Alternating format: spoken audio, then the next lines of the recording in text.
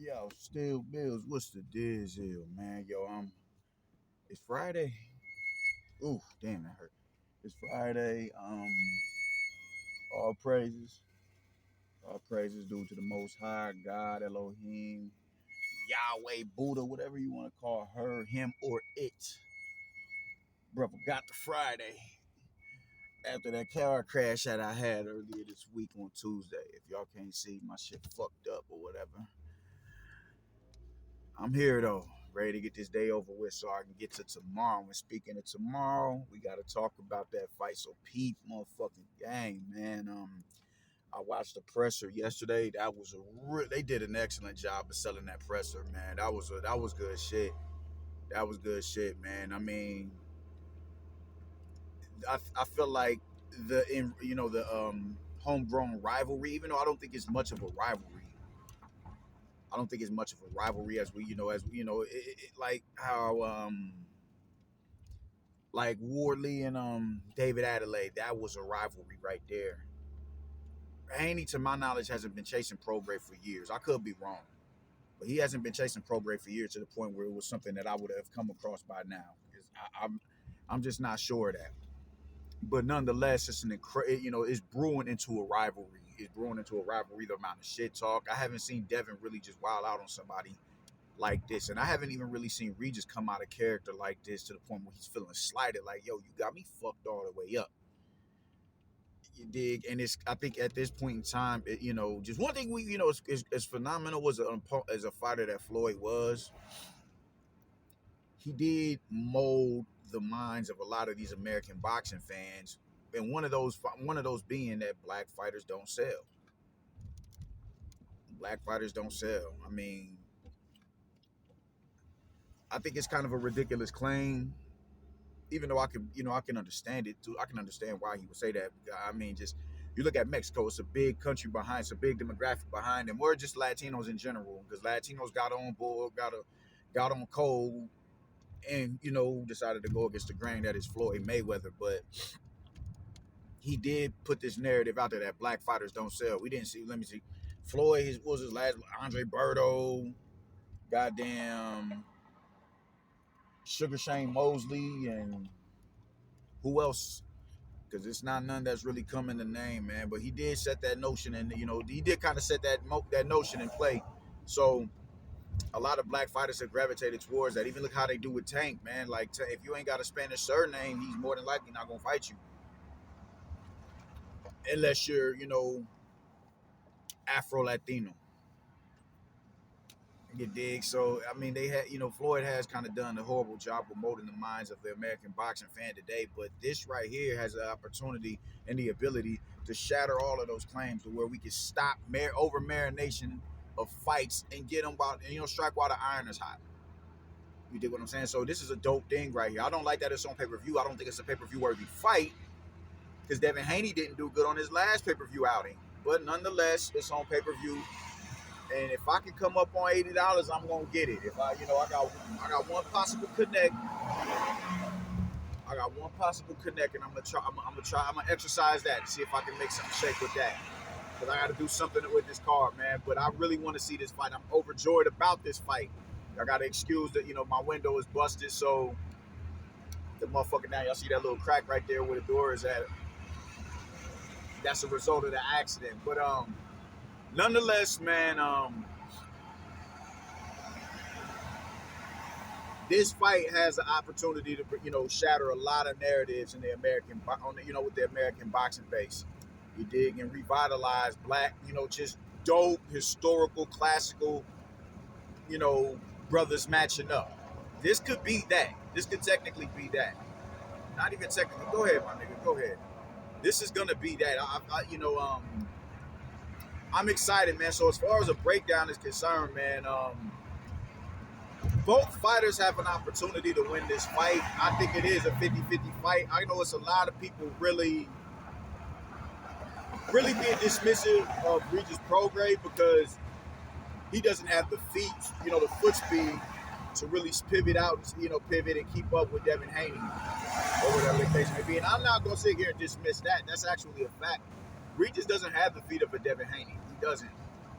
But we can't ignore history, man. Devin Haney's tendencies in fight is going to get him in trouble in this fight. If y'all think this dude is just going to fight, I'd be surprised. You dig?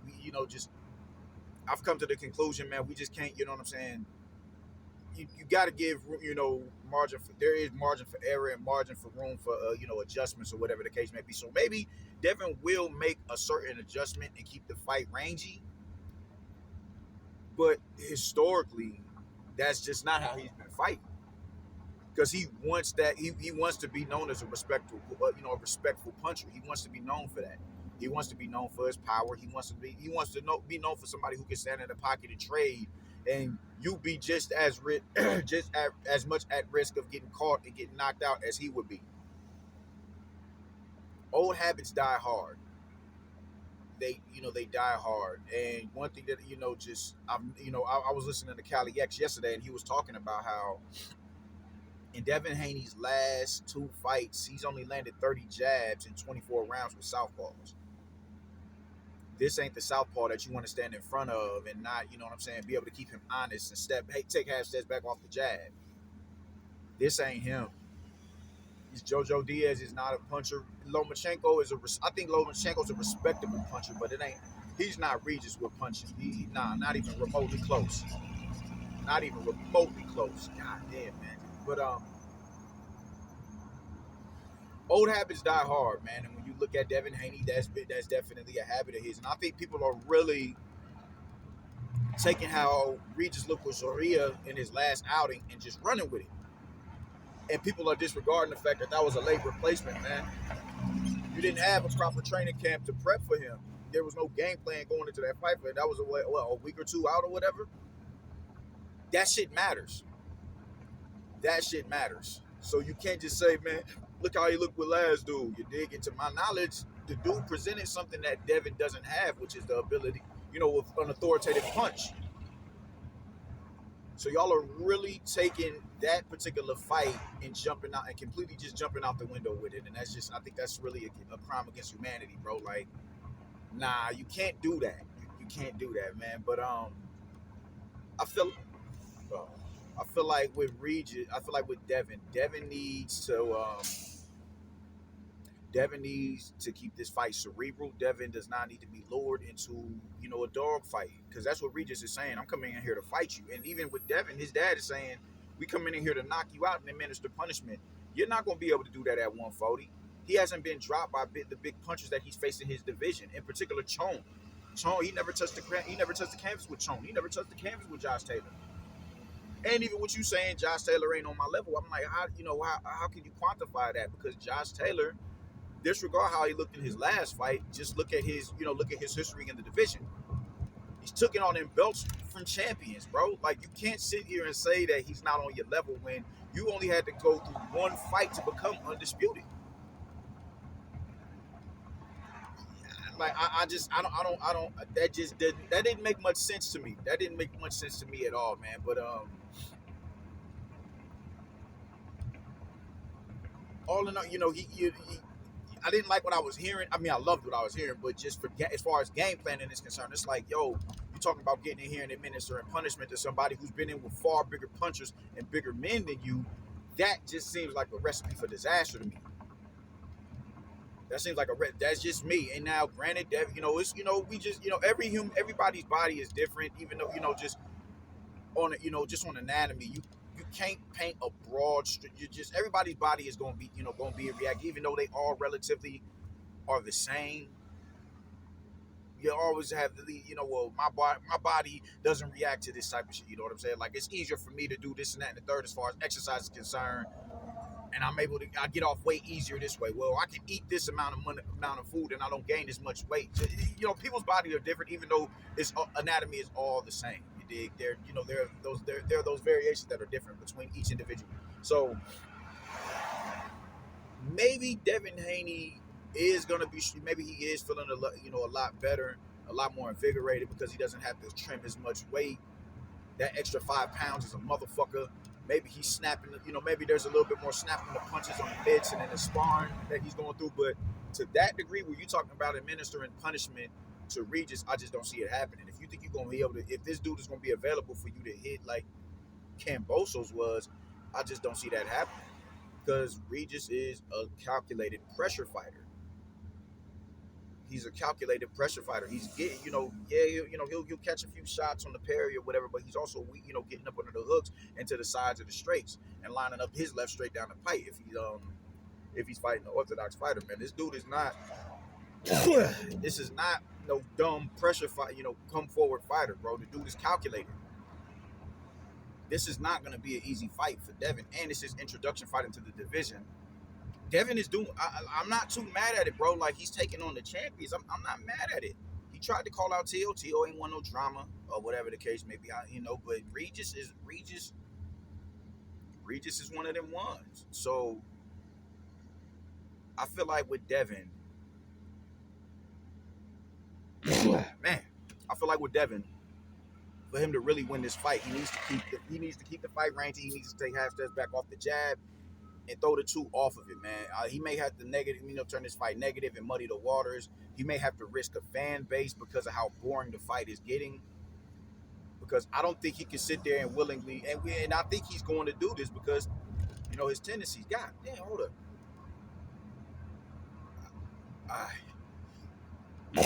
Damn. I think he's going to do this just because of his tendencies or whatever, man. And that's just to willingly enter into an exchange.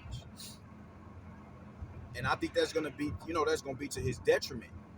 Not to his benefit, his detriment. This is the same dude who told Jorge Linares, he was asking him, I hit hard, right? It's like, bro, like, goddamn, my guy. He's seeking validation as a puncher, and you're not going to get it because that's just not what you are, and there's nothing wrong with that. So for him to win this fight, I don't think he needs to be sitting down on shots, man. I think he needs to be punching on the go. If you're going to let a shot go, let a combination go when he's at a safe range to let 3 go. 3-shot burst, get back out and tap dance on the outside and force that man to walk into a shot. And after a while, maybe around 7, rounds 8, where Regis is seeing the fight begin to slip away from him, then possibly, because by that time he's a little bit more desperate. He's a lot more aggressive because he sees the fight slipping away. So maybe then you can start stepping into your shots at a safe range and getting back out. Devin has really good feet. He has really good feet. He has real good feet. He's going to step in. He can step in and step right back out. He has the feet to do that. He's the southpaw. Mind your lead foot advantage. He's the southpaw. Check hook that man to, we need your check left foot. We need you circle jab into his right hand, his lead right hand. We need you doing all that shit if you want to win this fight. But I think, like I said, old habits die hard, and he's going to willingly enter an exchange, and this is where Regis needs to be sharp and, alert when this situation presents itself. When that situation presents itself, you need to really go on the attack. You can't afford to wait on the counter. You got to lead as well. And I think, you have to mind your lead for positioning as well. Look how Lomachenko was able to line him up with those left hands. He was hitting Devin Haney with double left hands. Get your foot to the outside and do what it is. Do what you do. You're taller than Lomachenko. You may not have the foot speed of a Lomachenko, but you're taller than Lomachenko. You can make that hat on top of your pressure. Then, you're a bigger threat than Lomachenko because of your punching power. You dig, and it's smart, calculated pressure, and you have to cut off the ring. I think with your pressure, you could have forced this dude to open up. You could force him to open up and enter these exchanges with you. You know what I'm saying? Like, get in there and just apply pressure, feint. Be up and down in your levels. Use your upper body movement. Get flash the shots and just have him reacting to everything. So he can't calculate when the shot is coming and when look for those openings. Because that's honestly the only way you're going to beat him. I keep hearing you talk about, I'm working on shit.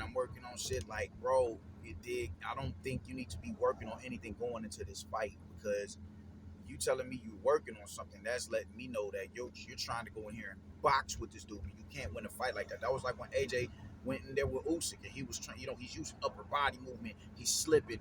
I'm like, what? He's getting up under the shot. I'm like, what are you doing, bro? It's a 3-inch height advantage with you over this dude. Not to mention, you're a 250-pound man. There's no reason why you need to be bending at the waist and bending at the knees to get up under shot and roll up under hooks. Like, no, bro, no. Work the slips or whatever. I ain't mad at that, man. I ain't mad at that. But you also need to be. He has to come to you. So I don't need to, just working on new, it's certain individuals that you don't want to work on shit with. You just want to do what it is that you're accustomed to doing, and this is one of them ones because you're gonna go in there and he's gonna confuse, it's gonna confuse you. It's gonna confuse you, and I don't want that for you. You know what I'm saying? You need to stick to what it is that you have been doing for all of these years, which is apply pressure. Apply pressure, step in behind the jabs, come in at that slight angle,